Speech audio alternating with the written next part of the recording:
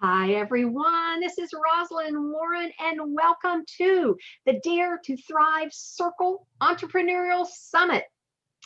You know, every heart-led entrepreneur I have ever met wants to know how to grow a business they love that helps people, provides financial stability without soul-sucking struggle and hustle. So I've assembled a panel of experts who have each created beautiful businesses that they love. And I'm thrilled to have them share their wisdom and insights with us. And today we're chatting with Cheryl Pillar. Cheryl is a successful business development executive for one of the largest global consulting firms. With a focus on healthcare, she's responsible for nurturing client relationships and helping them solve their toughest challenges. She also leads well-being at work programs focused on purpose and intuition. And by night, Cheryl is a psychic medium. She saw an opportunity to bring together her spiritual knowledge with her business expertise and started a new company called SoulConX, which offers spiritual, holistic, and intuitive well-being services. Think psychic mediums, astrologers, and life empowerment coaches. Cheryl is the author of Here in Spirit. She's a left-handed Cancer, a self-proclaimed dancing queen, foodie, and the uncool mom of Colin and Emma. Welcome, Cheryl. Thank you for that lovely introduction. I appreciate it. And thanks for having me. We are so thrilled that you are here. So tell me, how have you been able to incorporate spirituality into your business? Great question. And I'll start off by telling you a few examples of how I've done it, both in my day job as well as I'm starting SoulConX, what we've done to launch our platform in our community. In my day job, one of the things we do is on Fridays, we have sound healing. And meditation is so important, but having a sound healing practitioner come and we wear our headphones and they do the bowls and they talk about it and what it means to you and kind of setting the intent for the team. With SoulConX, one of the first things we did was we had an astrologer do the chart of the company. And that was amazing because it set specific dates and times for us to do or not do certain things. So for example, we launched on the full moon of February 28th and had a full moon launch event. And I'm personally not an astrologer, so I won't get too much in the details there, but that was an example. Another is just 2 weeks ago, we had someone bring us to the Akasha, and this was kind of funny. So you go, you raise your vibration, and we did this as a team. So it was an amazing team bonding experience. But when I went and met with the record keeper, he had my personal book that was very thick. And then he had the book for SoulConX, and it was really small, and it was blue, the color of our brand. And I thought, oh no, like, is this not going to go, like, oh crap. And I was like, so why is it so small? And he goes, oh, it's a Kindle. We've automated. I was like, oh gosh, my record keeper is like a jokester. They're hilarious, aren't they? Right. And so afterwards, each of the team members talked about the messages they received and how to incorporate that into our business going forward. So it was a really great opportunity to see from a personal level how they wanted to contribute best to SoulConX and how their higher self would recommend they do that, as well as how the company needs to move forward. So we have an action plan that says these are some things that we want to move forward with. So and it was also great because we're all connecting with the same source, Mm-hmm. how similar the guidance was. So it's interesting in that sometimes people will um, dismiss your, Cheryl's thoughts. That's Cheryl's ideas. So, maybe I don't want to listen to that. Where if you're getting it from source and multiple people are getting similar messages, all of a sudden they don't have that. There's not a pride of ownership, right? A pride of authorship, because it's not necessarily coming from them. Um, but if you have an opinion about a certain person, it's not really coming from them too, so you give it more weight. So I thought that was really a very fun experience. Oh, absolutely. And we are recording this actually today on the full moon. So you and full moons, girlfriend. Yep, absolutely. So how did you come out of the spiritual closet with family and friends? Have you always been in the open as a medium and your spiritual work? I have not been, I've been in the spiritual closet, and as most mediums will say, this is something you've experienced your entire life, but I wasn't able to validate it. There were some things I was with my mom, yet she was, I would say, a little dismissive. Like, oh, it's like normal, no big deal. We didn't really talk about it. So my mom knew, my dad knew, but it wasn't really paid attention to. So I didn't really pay attention to it either. I thought it was cool, and I thought there was more to it. But there was a time in high school, I was walking down the hallway, and I just felt like I got stopped by a brick wall. And so I was like, oh gosh, what is this? And then I heard there's something wrong with Uncle Terry. So it's like, okay. So I call my mom on the payphone, because that's how old I am. And I said, Mom, something's wrong with Uncle Terry. You need to call over there, because it would be odd for me to call over, right, as his niece. Call over there, find out what's going on. And she's like, oh, sure, I'm sure.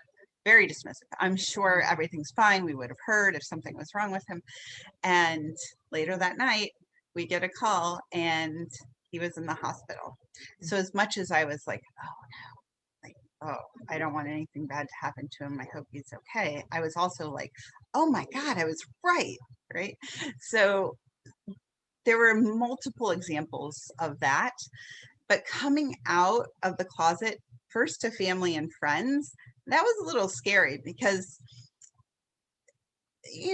they kind of know that you're getting messages, but it's not been a big deal. And especially as I started my business as DC Medium, you kind of get dismissed when it's in your family, right? So even I'm a CPA, and I do my own taxes, and I do taxes for other people. But when I asked my mom to do my taxes, she's like, oh, no, I have a tax preparer. Okay. Right. So it's like the child doesn't get to help out, but it's really interesting. So they've adjusted over time and get it and think it's cool. When I was coming out in business world, that was super scary. And that, I think, is something this audience would also relate to, is you have to be in the right space to do it. And so I always ask my guides, is this someone I should say something to? You look for those opportunities. And once you do, it's amazing how many other people open up with their own experiences. And all of a sudden they're leaning in and thinking how interesting you are. So that's fabulous. I actually had a client, and this is even more scary. Like, I'm talking to my client, not my medium client, my day job client, and Spirit's like, you need to bring it up. It's like, oh Lordy, we were talking about strategic planning. So I bring it up, and I say something about controlled remote viewing and how it can be used for strategic planning. And you should have seen his face. He was like, how did you know it was okay to say that? And I said, well, my guides told me, and I'm a psychic medium too, so I'm going to, put it all out there. And he's like, so my dad, or my grandfather, excuse me, wrote a book on controlled remote viewing. He did all sorts of research projects at Stanford. And I do spoon bending, so he got into his experience, and it created such a stronger connection between us. It was great. I've also had others that have come to me as the DC medium, so people that I work with that we didn't know, that I didn't know it was them coming, they didn't know it was me, and then they show up at my front door and I'm like, hey there, and then people just start talking. So yes, sometimes it's uncomfortable because not everyone buys into it, or it's that behind your back, good and bad, right? But I think the right people will be drawn to you, and you'll be drawn to the right people. And with COVID, especially this time of year, everybody is paying attention. They're ascending. They're talking about well-being. They're talking about intuition. They're talking about that connection. Everyone's missing that human to human connection. So they're really connecting with the universe. And well, I know that you created SoulConX, and I know you had a really important design behind it. Share with us what SoulConX is and why you feel it's needed in the world today. Sure. So it started off when I was starting my journey to become a medium, or to research and see if that was something I wanted to do. When I had the I'm not making this stuff up moment, which was about 8 years ago now, I started looking for, I was telling my friend Fiona about it, and she's very spiritual as well. And she said, you should take a class. And I'm like, what? Please take a class for what? And she's like, to learn about your mediumship ability. I'm like, what? They have classes for that? I had no clue. I had no network. I had no idea they had classes for this stuff, right? So I do what everyone else does, and I take to Google, and I'm going through thousands of pages and really uncomfortable with what I was seeing. Practitioners, weren't necessarily presenting themselves well, but I also had no way to judge whether this person was reputable or not. Is this person aligned to what I needed? I did luck out and took some classes with a great teacher to become a certified psychic medium. But it took me months. It actually took me months of researching. And then I had a reading from her before I decided to take a class. And I just thought, wow, this is a really hard, stressful thing for somebody that is looking to grow their spiritual, develop their spirituality, for one. But think about people who have a need. You're having anxiety, you want to connect with a loved one on the other side, you have physical ailments, and maybe not everybody is as overly analytical as I am. They may just take the leap of faith, but if you can imagine somebody doing that really needs the support and needs it now, and it's money, right? So that was part of it. The other part is when I was starting my DC medium business, all the things that you have to do to set up a business, the website and the SEO and the social media marketing and all the, QuickBooks and all the things. That's a lot too. So I, put my good consultant hat on, and I was like, I can solve this problem. So bringing the two sides together to support the seekers, whether they be individuals wanting to get healing or learn spiritual, develop their spirituality, companies with programs for their employees, for example, and then practitioners who really want to grow their practice, who want to get more exposure, who want to be a part of a like-minded community. So that's why I formulated SoulConX. I want to make this mainstream. This is so important for us to grow in this way. It is so important for the intuitive arts and their position in our well-being, because everything is energy. Everything comes from energy. So while they talk about all the aspects of well-being, that's really where it stems, and people are starting to realize that, and the time is now to make those connections. And so the other thing, packaging all of that, is really understanding the impact. There are some studies out there and recognition of the benefits of this. Nothing as holistic as it could be. So making it really legitimate from, I'm not going to go as far to say as like a clinical evaluation, but I would say as how does it complement it, and that it is more than anecdotal.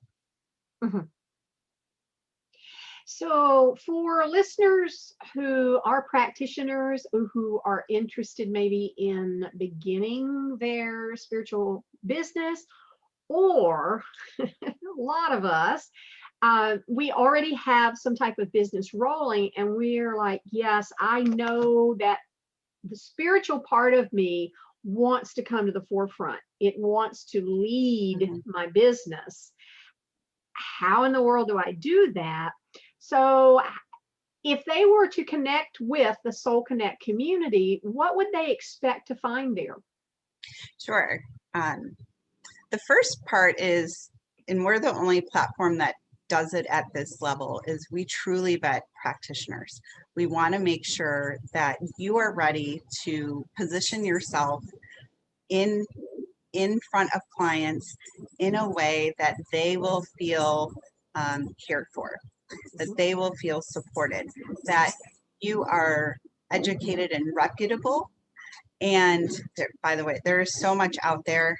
Sorry, I'm taking a little tangent, but I was, looking on TikTok, because all the kids are doing it these days, and they're like all the spirituality stuff on TikTok. So I'm looking on TikTok, and people are getting paid to pull cards, and literally all they're doing is pulling cards. And I made a joke, which they're not connected to spirit, they're not connected to your energy, they're not connected to intuition, they're literally flipping cards. And I made a joke to one of my colleagues that, I might as well just get an Uno deck, and then here you go, flip a card. Oh girl, you got the reverse card, you just need to go back, right? I want to make sure the information out there is appropriate. And the way to do that is to bring in practitioners who understand what they're talking about, who can convey it to a world that we can amplify that voice. So I started with the vetting process, went off on a tangent, but so first we have what we call consult. We just have a conversation, see where you are in your journey, where you'd like to go, see if there's an energetic fit. Then we do a pretty robust analysis of your public information. We looked at your LinkedIn, we look at your social media marketing, we look at your website, all of the things to make sure that you're ethically aligned and that you also have a credible presence. It doesn't have to be great social media. Like my social media before, it was terrible. It doesn't have to be great. It just has to be aligned. And then we do an interview, and an interview is just like a job interview. I ask you technical and behavioral questions to make sure that, again, that we're aligned. And then the last step, or not second to last step, is a demonstration of your skills. So either recording of a session or course you did, or do a reading or a demonstration or a healing session, whatever your craft, so that we can experience it as a client would experience it. So I had my first past life reading doing this, and I didn't know what to expect. And the practitioner, and a lot of clients don't know what to expect, right? So the practitioner took me through it. This is what to expect. This is what you should get out of it. And did a fantastic reading for me. Mhm. And then the last is a background check. So it's a very thorough process, a lot of steps, but that way, one, seekers can be confident that they are connecting with reputable practitioners that are aligned to their journey. And then secondly, that practitioners know that they are surrounded by other people who are reputable, and it lifts us all up. Absolutely. So once you're accepted into the system, what are the benefits besides besides the piece that, wow, I got my stuff together here?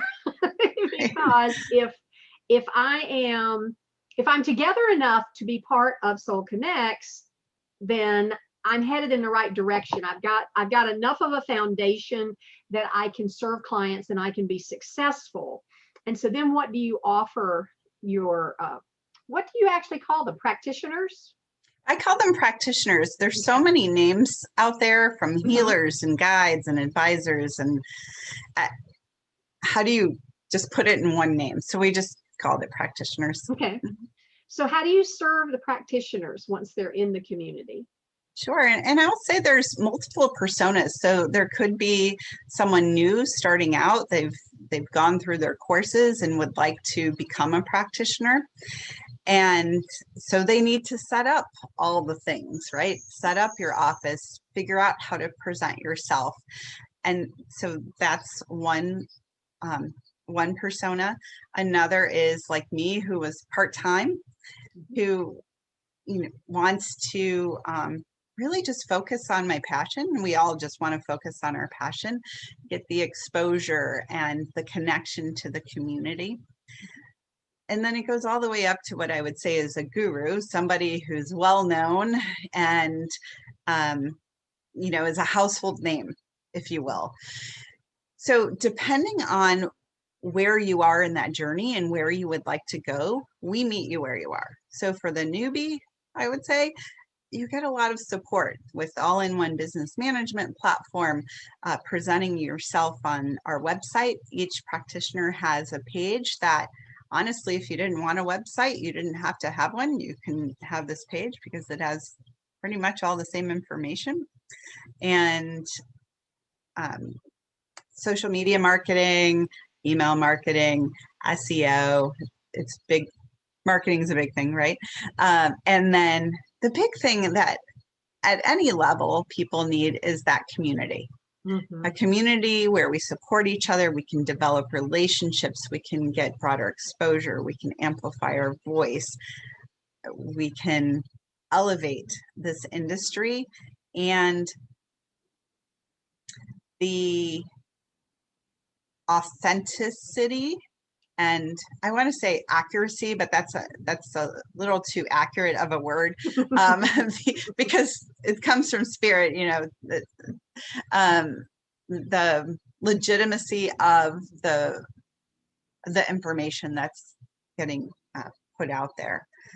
There was something else I wanted to say and I just lost it. So growing your business, connecting with a like-minded community, legitimizing and elevating the industry, and exposure to a broader client base that you wouldn't necessarily have had through your network. Most people find practitioners through, I know you, Rosalind, so you will introduce me to so-and-so, but it's limited to that, to your network. So seekers get a broader exposure, practitioners get a broader exposure as well. Absolutely. Well, it sounds wonderful. And I appreciate you sharing with us, the ins and outs of the process, because it's, I've been over and seen the platform and it looks wonderful. Thank you. And I know that you have a very special gift for our audience. Would you share with us about it? We do. Thank you. Employers, spiritual entrepreneurs, any entrepreneur or any larger employer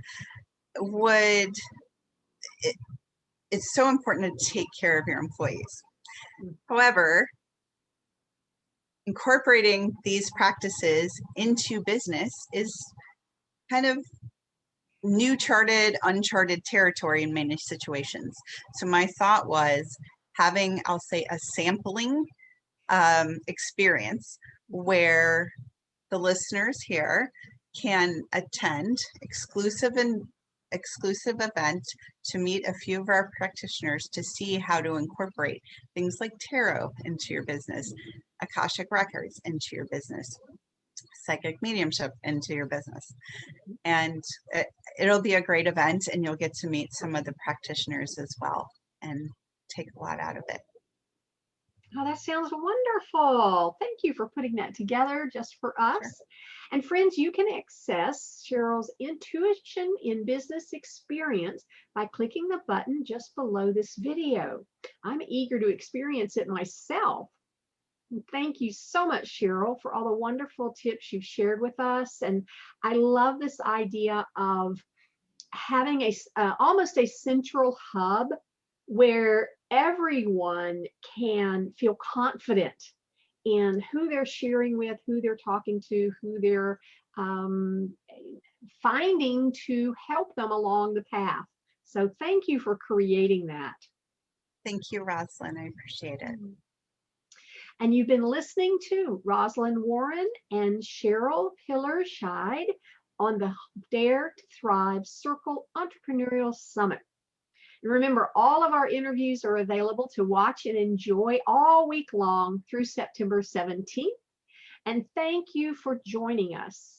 And until next time, believe everything is possible, trust yourself, and dare to thrive.